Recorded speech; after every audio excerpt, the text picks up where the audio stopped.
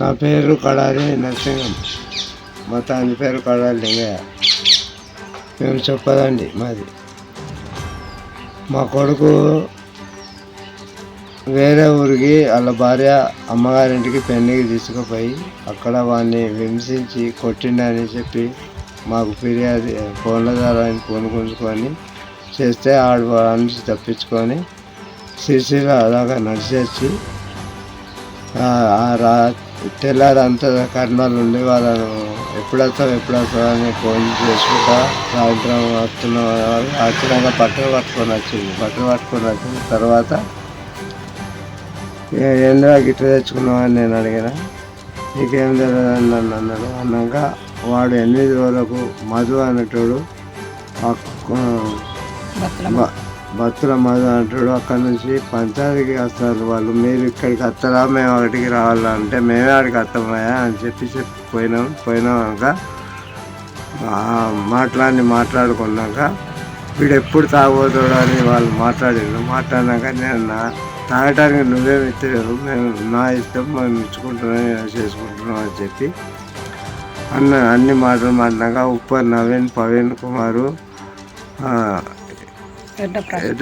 ఎడ్ల ప్రసన్న, ఇంకో మాజీ కౌన్సిలర్ వాళ్ళందరూ కలిసి మా కొడుకుని బాగా టార్చర్ చేసినాక మా కొడుకు మళ్ళీ మహిళా పోలీస్ స్టేషన్లో వీడిని వరకట్నం కేసు పెట్టి స్టేషన్ బెల్ట్ ఇస్తానని ఊరికే టార్చర్ పెట్టుకొని వీడు మాకు చెప్పకుండా గడ్డి మంది తాగి చనిపోయింది.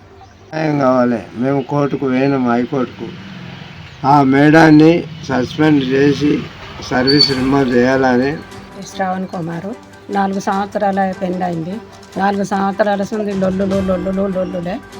అయితే ఇప్పుడు భర్తల శేఖరు, భర్తల మాధు ఇక్కడ నుంచి ఇద్దరం తీసుకుపోయి లొల్లులద్దు ఇదద్దు ఇక్కడనే ఉండని అని అక్కడ అక్కడ ఉంచిన వాళ్ళే 9,000 పోయినాయి అని దొంగతనం పెట్టినాక రారా బాపా అని మేము సపరేట్గా రమ్మన్న తర్వాత ఇక నేనే వండుకుంటాను, నేనే పెట్టుకుంటాను, ఈ లొల్లులద్దు కథ అని మేము సపరేట్గానే బతుకుతాను. బతికే టైంలో ఇక ఊకే ఇంకెంత కానుతుకాలా ఇది బట్టలు బాధలు, నీకు పెళ్లి చేసినాక కూడా నాకు ఇది తప్పదారా అని నేను అన్నాక బట్టలు పట్టుకున్న తీసుకొని పోయిన తర్వాత వాళ్ళ అమ్మగారు ఊరికి లగ్గమని తీసుకుపోయినాక ఎటు పోయినవరా అంటే ఇక లగ్గం తీసుకుపోయింది అని. అయ్యో గాడికి ఎందుకు పోయినవరా, వాళ్ళ మామకు నీకు పడేది కాదురా అని నేనంటే అమ్మ 150 రూపాయలు ఉండగా నా జేబులోకి వెళ్ళి గుంజుకొని నా సెల్లు కూడా దీని దగ్గరనే ఉన్నది, నాకు ఇస్తలేదా అని ఏడిచిండు. అయ్యో బిడ్డ ఎట్టరా అంటే 500 ఇవ్వమ్మంటే నా దగ్గర లేవురా అని నేనన్నా. వాళ్ళ అక్కని అడిగితే ఇప్పుడు లేవురా నువ్వు తాగుతావు అని అక్క అన్న తర్వాత ఇక రాత్రి ఏం లొల్లి చేసిందో తెలియదు. లొల్లి పెట్టుకొని 10 కిలోమీటర్లు నడిచిరంగా వాళ్ళ మేనమామ అనేటోడు మాకల బాబురావు మోకాళ్ళ నడుమ కట్టెలు పెట్టుకుంటూ కొట్టిన తర్వాత మాకు చెప్పుకోలేక ఆడు కూలిపోయినాక బయట వాళ్ళకి చెప్పిన తర్వాత ఇక అయితమనే బిడ్డ ఇక బతుకురా, ఇక అది లేకుంటామనే నేను ఇక్కడిక్కడ పెద్ద మనుషులు తీసుకొచ్చి అది లేకుంటామనేరా తమ్మి నీకు ఇంకో దాన్ని చేస్తానంటే ఏడిచిండు. రోజు ఏడ్చిన తర్వాత అద్దురా నాని నేను మనసులో తీసుకొచ్చి అని ఓదార్చిన తర్వాత ఇక ఆ లొల్లితోటి అన్సందలాడు బట్టలు పట్టుకొని వచ్చిన తర్వాత భర్తల మీద అనేటైనా మనసును పట్టకుండా ఫోన్ చేసుడు.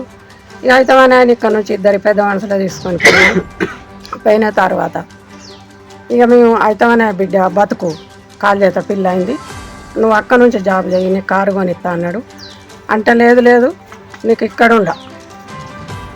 అక్కడ అన్నాడు. అక్కడ ఉండకుంటామనే బిడ్డ మరి అందరం కలిసి ఇక్కడ రూమ్ తీసుకొని ఉందామని చెప్తే నాకు వీడు వద్దు అన్నది.